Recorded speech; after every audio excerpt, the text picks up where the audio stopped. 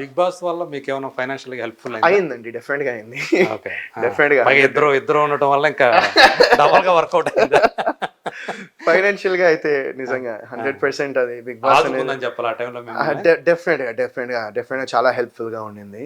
And but అదే, so వచ్చిన తర్వాత అదే ఒక 3 ప్రాజెక్ట్స్ సైన్ చేశాను. అంటే అగ్రిమెంట్ చేశాము, అడ్వాన్స్లే ఇచ్చారు. అంటే అడ్వాన్స్ ఒకదానికి అడ్వాన్స్ ఇచ్చారు, మిగతావి ఏంటంటే నేను ఒక ప్రాజెక్ట్ అందులో ఫ్రీగా చేద్దాం అనుకున్నా, ఇంకోటి ఆల్మోస్ట్ ఇలా సంతకం పెట్టే టైం డిస్కషన్ జరుగుతుంది. ఒక ప్రాజెక్ట్ అయితే నాకు భయంకరంగా నచ్చింది. అంటే ఫ్రీగా అంటే నాకు పార్ట్నర్షిప్ లో చేద్దాం అనుకున్నా మూవీ, అంటే సో అట్లా అనుకున్నా, షేర్ లాగా. అండ్ సో ఇవన్నీ అయిపోతే ఒక సినిమా సైన్ చేసేసి ఈ సినిమానే నెక్స్ట్ స్టార్ట్ అవ్వాలి, అవుట్డోర్ షూటింగ్. సరిగ్గా మాకు 10 days, మేము నవంబర్ ఎండింగ్ డిసెంబర్లో ఆ టైంలో వచ్చాం బిగ్ బాస్ నుంచి బయటికి అనుకుంటా. సో ఇంక జనవరి ఫిబ్రవరి అంతా ప్రీ ప్రొడక్షన్ అంతా చేసుకుని మార్చ్లో సెట్స్కి వెళ్దాం అనుకున్నాం. కట్ చేస్తే పాండమిక్ వచ్చింది, లాక్డౌన్. ఇంకా మొత్తం 1.5 year మళ్ళీ ఏంది మంచి స్క్రిప్ట్ దొరికి చేద్దాం అనుకుంటే ఏంది ఇది అనుకున్నా. అనుకున్న టైంలో మళ్ళీ ఇంకా లాక్డౌన్, ఇంకా మళ్ళీ ఒక 1.5 year 2 years కదా లాక్డౌన్.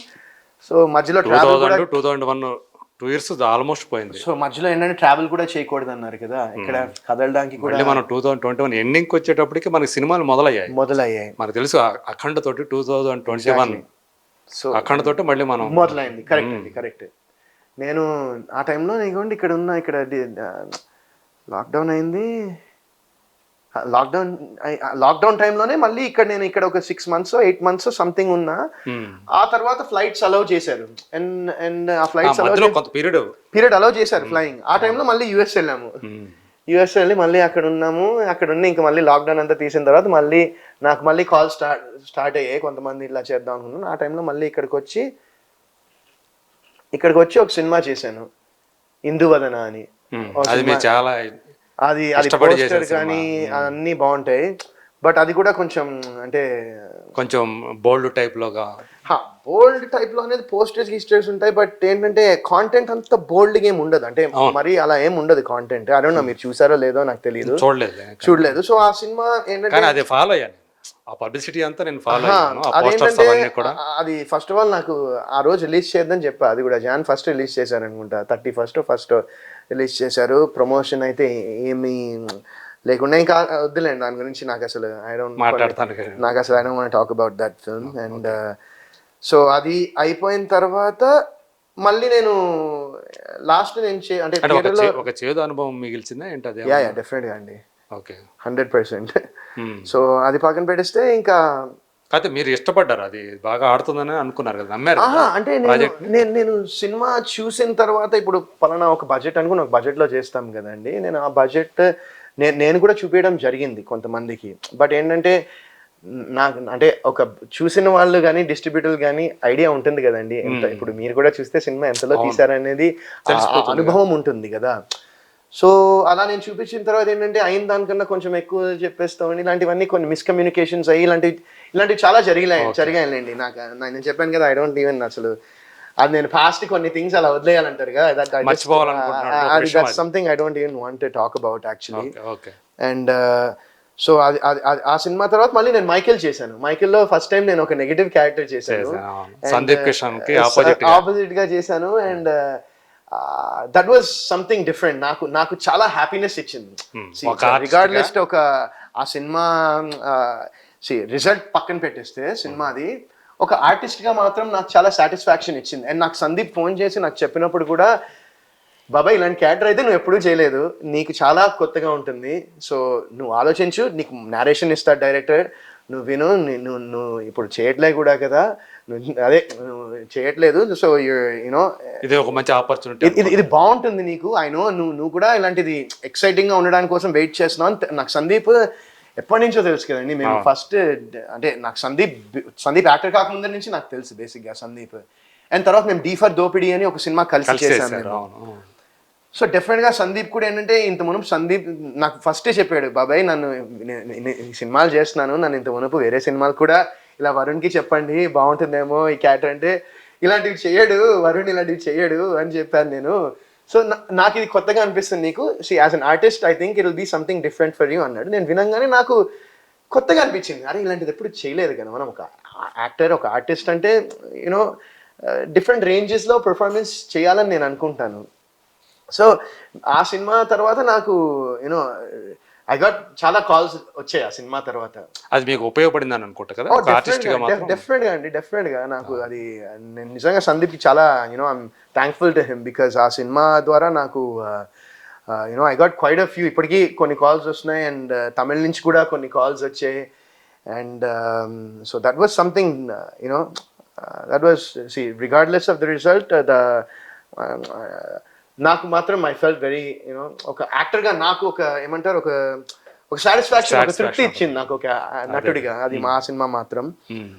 అండ్ ఇంకా ఇప్పుడు చేసిన ప్రాజెక్ట్స్ కూడా అంటే డెఫినెట్గా అంటే ఇట్ విల్ బీ ఒక మంచి సినిమాని చేద్దామని నేను అనుకున్నాను. First of all I want be happy with the product that I'm doing అని డిసైడ్ అయ్యే అది మైండ్లో పెట్టుకుని నేను చేస్తున్నాను ప్రెజెంట్లీ అయితే. So let's see.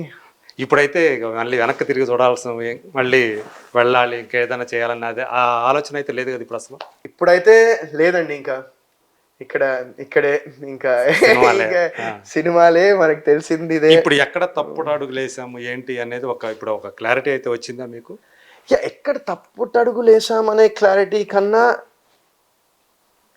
ఎలాంటి ప్రాజెక్ట్స్ ఇది చేయకూడదు అనేది మాత్రం క్లారిటీ అయితే వచ్చింది. ఎలాంటివి మనం 100% ఇందాక మీకు చెప్పాను కదా, నో అనేది బాగా నేర్చుకున్నాను, అది ఎక్కడ చెప్పాలో మాత్రం నాకు ఒక క్లారిటీ వచ్చిందండి 100%. అండ్ ఇప్పుడు ప్రాజెక్ట్ సక్సెస్ ఫెయిల్ అనేది మన చేతిలో ఉండదు. At the end of the day it's the audience and ఆ టైమింగ్, రిలీజ్ చేసిన time, audience and promotions, various factors play into you know ఒక సినిమా సక్సెస్ అవడం అనేది. అంటే మీరు గురువుల్లాగా చూసుకునే వాళ్ళు ఎవరైతే ఉంటారో వాళ్ళు కూడా ఎప్పుడు మీకు సలహాలు ఇవ్వటం కానీ ఇలా ఇలా వెళ్తే బాగుంటుందని ఎవరు చెప్పలేదా మీకు? లేదండి, అంటే లైక్ ఇప్పుడు దిల్ రాజు గారే ఉన్నారు, మీ సెకండ్ ఫిల్మ్ ప్రొడ్యూసర్, మరో చరిత్ర ప్రొడ్యూసర్. అవునవునవును. లేదండి, అంటే మళ్ళీ ఆయన తర్వాత డీఫర్ దోపడి సినిమా ఆయన డిస్ట్రిబ్యూషన్ చేస్తారు. ఇప్పుడు కూడా యూనో ఆయన రాజు గారితో నేను టచ్లోనే ఉంటాను. బట్ ఈ విషయంలో నేను ఎప్పుడు ఎవరితో మాట్లాడలేండి. అంటే ఎందుకంటే నాకు వచ్చే ప్రాజెక్ట్స్లో నేను I try to figure out ఏది బెస్ట్ అనేది నేను చేస్తూ వచ్చాను. నేను ఎప్పుడు నేను ఇన్ని ఇయర్స్లో కూడా నేను ఐ డోంట్ గో అండ్ చేద్దామని చేయలేదండి. అంటే నాకు వచ్చిన ప్రాజెక్ట్స్, నాకు వచ్చే అవకాశాల్లో, నాకు వచ్చే స్క్రిప్ట్స్లో నాకు ఏది ఇంట్రెస్టింగ్ అనిపించింది, ఏది కొత్తగా అనిపించింది, లేకపోతే ఏది ఇది చేస్తే బాగుంటుంది అనిపించిందే నేను ఇన్ని ఇయర్స్గా 17 ఏళ్ళుగా అదే చేస్తూనే వస్తూ ఉన్నాను. సో ఫ్యూచర్లో చెప్పలేను, మేబీ అడగచ్చేమో లేదేమో, బట్ ప్రెసెంట్గా అయితే ఇప్పుడు దాకా అయితే నేను అలా అయితే లేదు. ఎవరు మీకు మీ శ్రేయోభిలాష్ వెల్విషర్స్ ఎవరు అసలు మీకు ఇండస్ట్రీలో ఉండారా అట్లాంటి వాళ్ళు? వెల్ విషర్స్ అంటే ఫ్రెండ్స్ వీళ్ళంతా ఉండారనుకుంటా. మీరు అన్నట్టు ఉన్నారండి, కొంతమంది ఖచ్చితంగా ఉన్నారండి. అంటే ఇప్పుడు చిత్తూరు శ్రీనివాస్ గారు ఉన్నారు, ఆయనతో కూడా మనం రీసెంట్ ఆయన ఇంతమంది నా మేనేజర్ ఆయనే కదా, చిత్తూరు శ్రీనివాస్ గారు. ఇప్పుడు చాలా సినిమాలు ఆయన నిర్మాతగా, రీసెంట్ గా నా స్వామి రంగా కూడా ఆయనే చేశారు కదా. ఆయన ఇంతవరకు నా మేనేజర్ గా ఉండేవాళ్ళండి, Chitturi. So Srinivasa silver screen. So ఆయన అదే ఇప్పుడు మన దాము గారు, మన వివేక్ గారు, రీబస్ మీడియా, వీళ్ళందరూ నాకు అంటే చిట్టూరు శ్రీనివాస్ గారు మేనేజర్ గా చేశారా అప్పుడు అండి? ఆ టైంలో చేశారండి. ఇప్పుడు ఆయన ఒక మంచి అవును, దాము గారు కానివ్వండి, లేకపోతే మన రాజు సార్ కూడా, రాజు గారితో కూడా నేను మొన్న రీసెంట్ గా మాట్లాడాను. శేఖర్ సార్తో కూడా మేబీ 1 year పైన అయిందేమో, బట్ శేఖర్ సార్తో కూడా మాట్లాడాను. బట్ ఏంటంటే ఐ జస్ట్ బిన్ అంటే అడగలేదు అట్లా ఎప్పుడు. వాళ్ళు కూడా ఎప్పుడు చెప్పినప్పుడు శేఖరే ఉన్నారు ఎప్పుడు కూడా, ఎందుకంటే తను ఆయన చేతిలోంచి బేబీ లాంటి వాడు కదా మీరు సినిమా ఇండస్ట్రీలోకి. ఎప్పుడన్నా ఆయన ఒకటే ఫస్ట్ ఆయన ఏం చెప్పారంటే, హ్యాపీ డేస్ తర్వాత వెళ్ళి చదువుకోరా అన్నారు ఆయన, అంతే. ఆ తర్వాత 4 ఏళ్ళు చదువుకుని తర్వాత నువ్వు ఏం చేద్దాం ఆలోచించుకో అన్నారు. చదువుకోవడానికి ఛాన్స్ దొరకదు అప్పట్లో, ఛాన్స్ దొరకదు, అయినా కూడా చదువుకో అన్నారు. ఆ టైంలో నేను వినలేదు ఆయన మాట. బట్ ఏం చెప్తామండి, ఇప్పుడు డెస్టినీ పైవాడు ఏం రాస్తే అదే జరుగుతుంది కదా. సో ఆ సెన్స్లో ఇప్పుడు నేను అక్కడికి వెళ్దాం అనుకున్నా, అక్కడికి వెళ్ళి ఏదో బిజినెస్ చేద్దాం అనుకున్నా, మళ్ళీ ఆ ఫోర్సెస్ అన్నీ మళ్ళీ ఇక్కడికే లాక్కొచ్చి తీసుకొచ్చాయి మళ్ళీ. సో మేబీ ఏదో ఫ్యూచర్లో ఏదో రాసి పెట్టుందేమో, ఒక అద్భుతమైన సినిమా చేయాలని రాసి పెట్టుందేమో ఎక్కడో అక్కడ. ఖచ్చితంగా ఏదో ఒక రోజు ఉంటుంది మనకు. సో ఈ జర్నీలో ఒకసారి ఫైనాన్షియల్గా చూసుకుంటే పర్వాలేదు అనిపిస్తుందా, లేకపోతే ఫైనాన్షియల్ కూడా స్ట్రగుల్స్ ఫేస్ చేసిన యా డెఫినెట్గా అండి, మళ్ళీ అమ్మా నాన్న అడగటము అట్లాంటి? యా డెఫినెట్గా. అయ్యో అందులో ఏముందండి, మధ్యలో నేను చెప్పాను కదా కొన్ని ఏళ్ళు సినిమాలు చేయలేదు, మధ్యలో 2 years ఆ టైంలో బిఫోర్ మ్యారేజ్ కూడా బిఫోర్ మ్యారేజ్ అంత అంటే ఆఫ్టర్ మ్యారేజ్ కూడా అలా ఏం లేదండి ఫైనాన్షియల్గా. అంటే చెప్పాను కదా ఒక 2 ఏళ్ళు నేను ఏదైతే ఏం సినిమా చేయకుండా యూఎస్లో వెళ్ళి ఉన్నానో అప్పుడు కొంచెం డెఫినెట్గా ఫైనాన్షియల్గా వాళ్ళు సపోర్ట్ చేశారు. అప్పుడు మా ఫ్యామిలీ, మా ఫ్రెండ్స్, నా క్లోజ్ ఫ్రెండ్స్, నా ఫ్యామిలీ అందరూ చాలా మంది సపోర్ట్ చేశారు నాకు. వాళ్ళందరికీ నేను ఎప్పటికీ నా గ్రాటిట్యూడ్ టు దెమ్. సో నాకు ఎప్పటికీ వాళ్ళు నాకు గుర్తుంటుంది ఎవరెవరు నాకు ఎలా సపోర్ట్ చేశారో, వెదర్ ఇట్స్ ఫైనాన్షియల్ కానివ్వండి, ఎమోషనల్ కానివ్వండి, నాకు అది 100% నాకు ఎప్పటికీ ఆ గ్రాటిట్యూడ్ నాకు ఉంటుందండి.